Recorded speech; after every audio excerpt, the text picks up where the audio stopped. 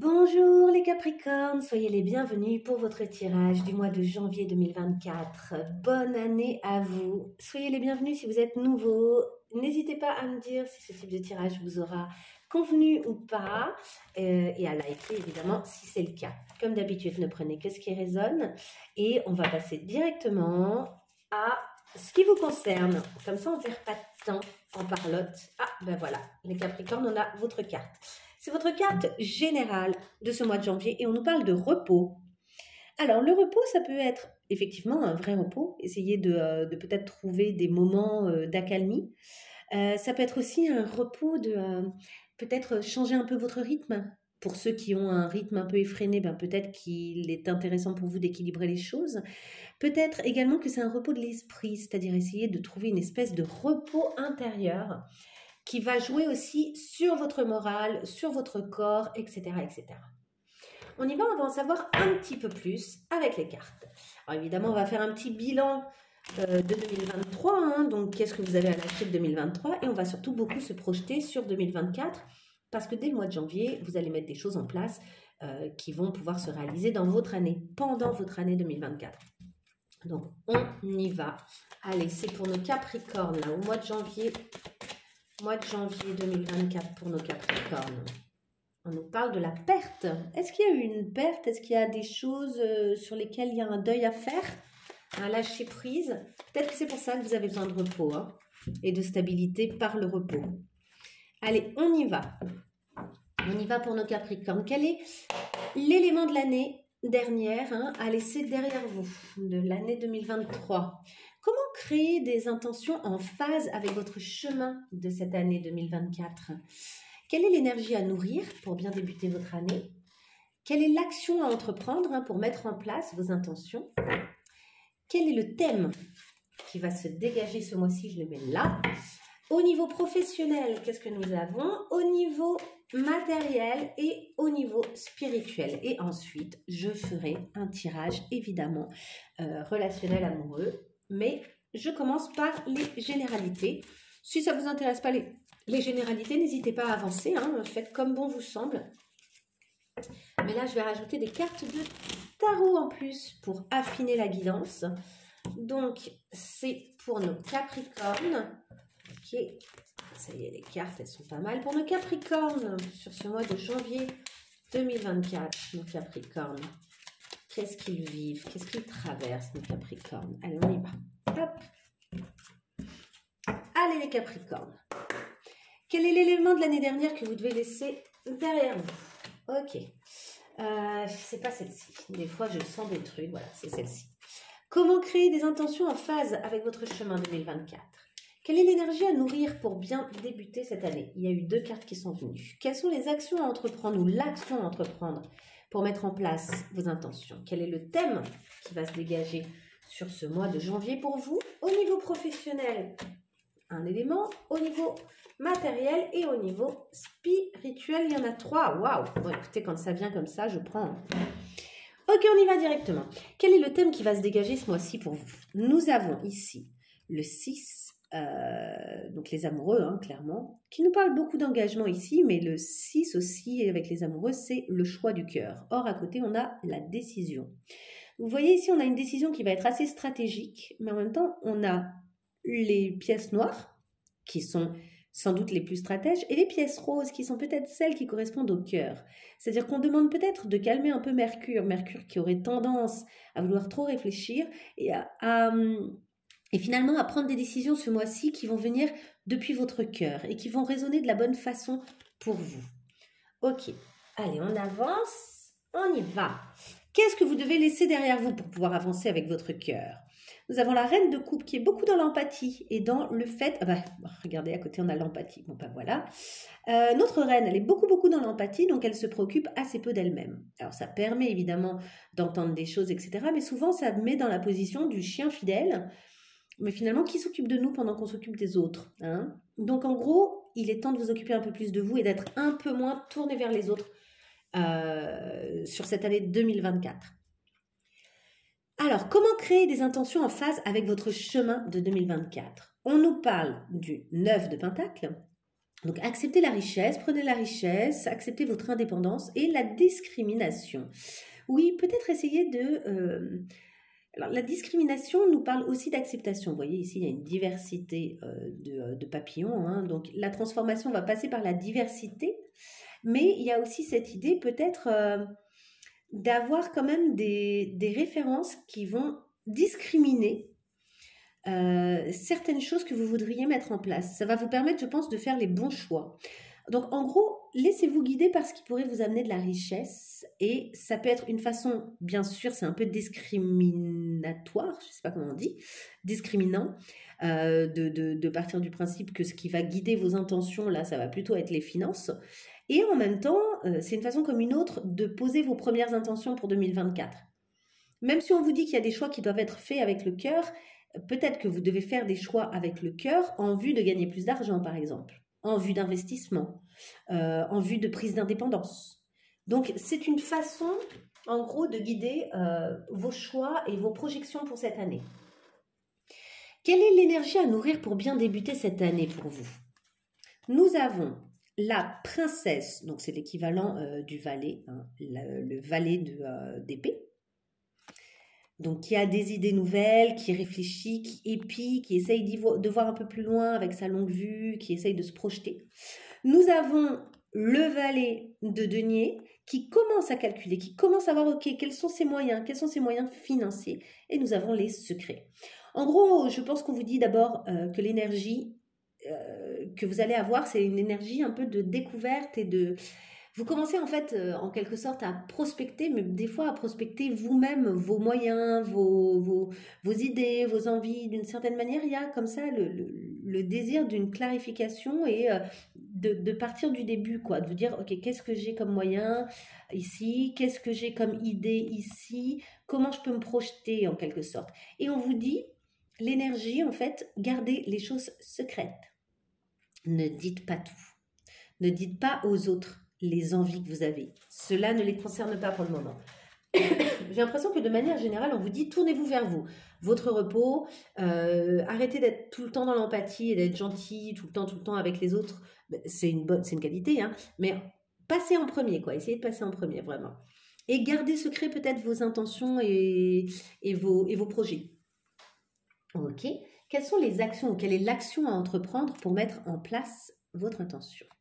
Nous avons l'as d'épée, qui nous parle vraiment là de se lancer, de lancer de nouvelles idées, et l'ostentation, et d'y aller franchement. On nous dit, ok, là, il faut poser une première action, elle doit être franche, ça doit y aller vraiment fort. Et en même temps, faites confiance à une première idée. En gros, jetez-vous. S'il y avait eu une troisième carte, je pense que ça aurait pu être le fou. Il y a cette idée de l'énergie comme ça, du fou qui se lance, qui va franchement, quoi. Le côté ostentatoire, ça y va. Il n'y a pas de... On ne retient pas. Les actions que vous allez mettre en place, allez-y franco. C'est pour ça que vous aurez besoin de repos peut-être aussi. Hein. Si vous y allez franco sur pas mal de choses, vous aurez peut-être besoin de vous reposer. Au niveau pro, qu'est-ce qu'on nous dit? On nous parle de la tour et de l'impulsivité. Est-ce que vous allez rompre un contrat? Mais c'est une impulsivité, mais vous croyez en votre chance. Vous voyez ici avec le fer à cheval, vous pensez que c'est la bonne direction. Donc, en fait, vous cassez avec quelque chose qui vous semble plus très stable pour la suite. Parce que le principe de la tour, c'est ça, c'est qu'on considère que les fondations ne sont pas bonnes pour donner des résultats satisfaisants. Donc, finalement, on tourne le dos à quelque chose qui n'est pas satisfaisant. Et ça s'effondre. Ce qu'on avait mis en place, mais qui finalement n'avait pas de bonne base, finit par s'effondrer, mais c'est plutôt une bonne chose. Alors, sur le coup, c'est difficile, ça peut en tout cas l'être. Mais ici, on sent, il y a peut-être aussi le signe du bélier, hein, ici, qui est important. Mais en tout cas, voilà, il y a comme une rupture professionnelle, une décision, on change de direction. Ou bien aussi, il y a peut-être l'idée de je fais face au fait qu'il y a des choses qui ne me conviennent pas dans la façon dont on travaille ensemble ou dont on... Voilà. Donc, il y a peut-être aussi le fait de mettre quelqu'un face à des choses qui ne nous conviennent pas et d'essayer de clarifier une situation. Ensuite, nous avons quoi au niveau matériel? Au niveau matériel, nous avons les acquisitions, donc c'est très bien, et nous avons le 6 de coupe. Ici, le matériel dépend peut-être de gens avec qui vous avez des liens pardon, j'ai fait bouger le téléphone, désolé. Donc des liens forts, des liens possiblement relationnels amoureux, des liens qui datent. C'est pas nouveau. Alors, est-ce que vous avez des acquisitions? Est-ce qu'il y a des questions qui ont trait à des acquisitions que vous avez faites, que vous avez faites à deux, avec quelqu'un d'autre, en couple peut-être? En tout cas, il va y avoir des questions autour de ça. Ou est-ce que vous décidez d'acheter avec quelqu'un avec qui vous avez une relation comme ça très forte? Ou est-ce que vous avez des regrets vis-à-vis d'une acquisition que vous avez faite avec quelqu'un avec qui vous étiez en lien très très fort? Et avec qui le lien n'est peut-être plus tout à fait existant, et peut-être que ce qui reste finalement c'est ce que vous avez acheté, ou c'est les finances, ou c'est le côté pécuniaire en tout cas. Ensuite, au niveau spirituel, nous avons la convoitise, le 8 de coupe, l'ermite et l'étoile. Ça se termine plutôt bien. Donc, on a cette idée de, au niveau spirituel, on fait le tri, quoi. Peut-être qu'on a convoité des choses ou que des gens convoitent certaines choses que nous avons. En tout cas, il y a peut-être cette idée de purifier, de reprendre sa propre route avec l'ermite, d'essayer de trouver son propre chemin à soi en fonction de ses rêves et de ses aspirations avec l'étoile. Et donc d'oser quitter des situations qui ne nous conviennent pas. Donc peut-être effectivement qu'il y a bel et bien une séparation au niveau professionnel ou des choses comme ça. En fait, c'est faire un peu en fonction de son cœur et de son âme, prendre la route qui nous convient en fonction de notre cœur et de notre âme. Il y a peut-être des changements qui sont assez costauds pour vous ce mois-ci. Et sortir peut-être de cette crainte de manquer, de cette crainte de ne pas avoir assez, ou du côté envieux. Vous voyez, la convoitise, d'une certaine manière, ça peut nous parler de quelque chose où vous avez envie de ce que les autres ont, en fait. Vous convoitez ce que les autres ont. Et bien là, je pense que vous essayez de quitter ce système-là, qui ne vous convient pas, en fait, et qui ne vous ressemble plus, peut-être, aussi. Une envie d'évoluer au niveau de... en fait, être moins tourné vers la route des autres, et ce que les autres font de leur vie et de leur route, et être plus tourné vers vous profondément, votre route, la façon dont vous éclairez votre chemin et dont vous découvrez au milieu de ce qui vous semblait obscur, finalement une route qui vous convient et qui se dessine et qui est guidée plus par vos rêves et vos aspirations. En tout cas, moi, c'est tout ce que je vous souhaite, bien évidemment. On va avancer, hop, on va aller voir au niveau amoureux, relationnel. Que se passe-t-il pour vous, les Capricornes, au niveau amoureux et relationnel? Alors, on va aller voir un peu la situation, comme ça vous verrez si ça vous parle, pour voir un peu pour qui ça sort cette histoire. Alors, pour les Capricornes en janvier, là, c'est quoi les problématiques? Peut-être au moment où ils regardent la vidéo, c'est quoi la problématique qui se pose pour eux? Ok, elles sont là.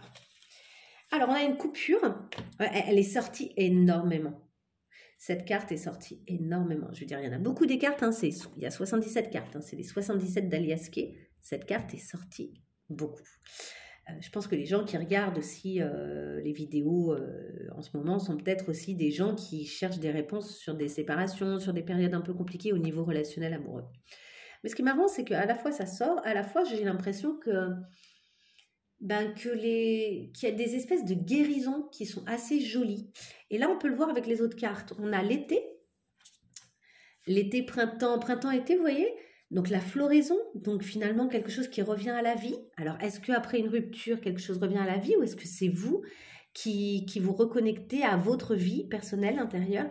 Et on a vraiment la carte du bonheur ici, hein, avec la carte dorée qui nous parle du bonheur, de l'accomplissement, du bien-être, etc. Donc il y a comme quelque chose comme ça qui reste très rayonnant chez vous en dépit d'une séparation. Donc, on va aller voir un peu plus loin. Est-ce qu'on peut en savoir plus? Ok, pour nos Capricornes, donc on nous parle de présent, de cadeau. C'est peut-être un cadeau pour vous, cette rupture, en fait. Alors, j'aimerais voir un peu pour nos Capricornes au mois de janvier, comment ça va évoluer pour les Capricornes au mois de janvier au niveau sentimental.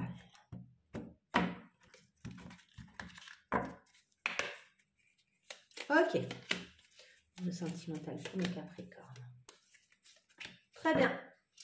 Et je complète. Allez, je complète pour nos Capricornes au niveau sentimental. Comment les choses vont évoluer au mois de janvier? Au niveau sentimental, comment ça se passe? Oups, déjà, on nous parle de clarifier quelque chose, de dire la vérité, il y a peut-être des révélations qui vous sont faites, beaucoup de force, de l'honneur aussi qui est mis dans les choses, le sentiment d'être protégé, la reprise du pouvoir. On reprend son pouvoir. Allez, on y va. Hop. Pour nos Capricornes, là, comment ça va évoluer? Ok.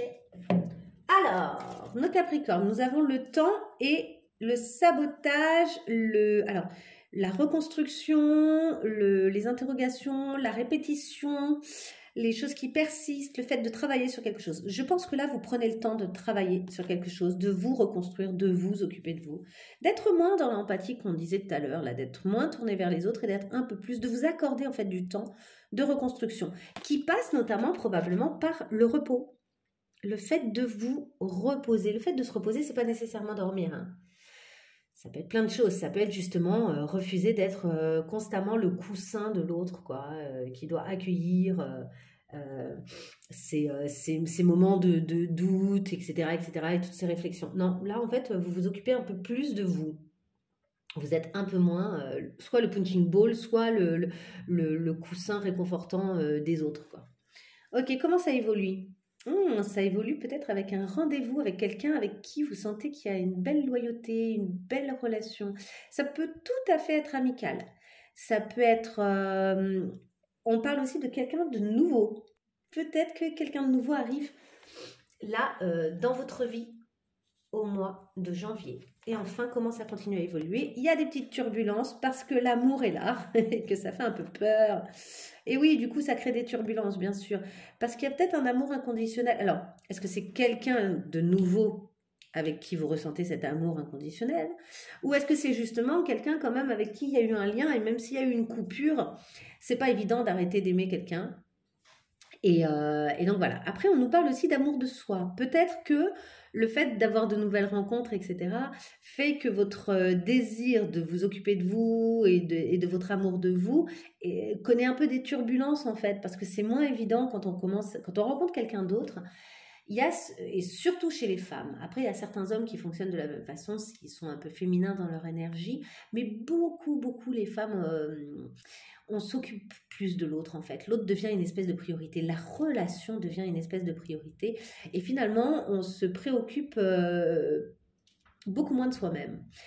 Là on vous invite quand même, donc, même si vous connaissez des turbulences, hein, c'est pas grave, hein, mais si vous voyez à un moment que vous vous occupez finalement moins de vous-même, ce sera l'occasion de vous dire ok, je me recentre un peu, je reviens à moi, parce que c'est un bon mois pour m'occuper de moi. Vous voyez ce que je veux dire?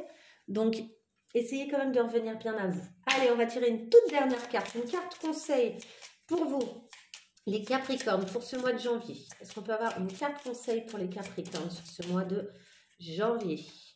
Et une carte conseil pour les Capricornes au mois de janvier. Allez, on y va. Hop.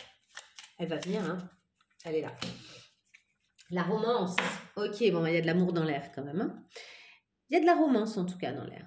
On vous dit qu'il faut que vous soyez certain que vous pouvez toujours être en romance en fait avec vous-même. Déjà, vous n'avez pas forcément besoin des autres. Autant que vous en avez besoin, en fait, vous êtes capable de répondre peut-être à votre besoin de romance. Hein. Et romance, ça veut aussi dire peut-être le fait d'être dans un roman soi-même, c'est-à-dire romancer sa vie, quoi, la rendre palpitante. Hein. C'est pas nécessairement que le côté romantique. Ouais, laissez le monde autour de vous, hein,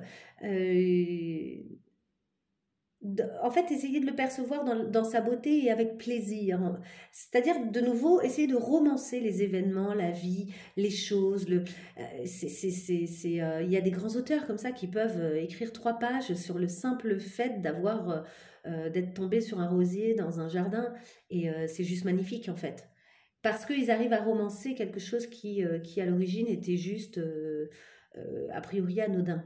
Donc il y a cette idée de vous saisir aussi peut-être des choses qui sont petites et de vivre chaque instant intensément, avec plaisir et en voyant la beauté dans les choses.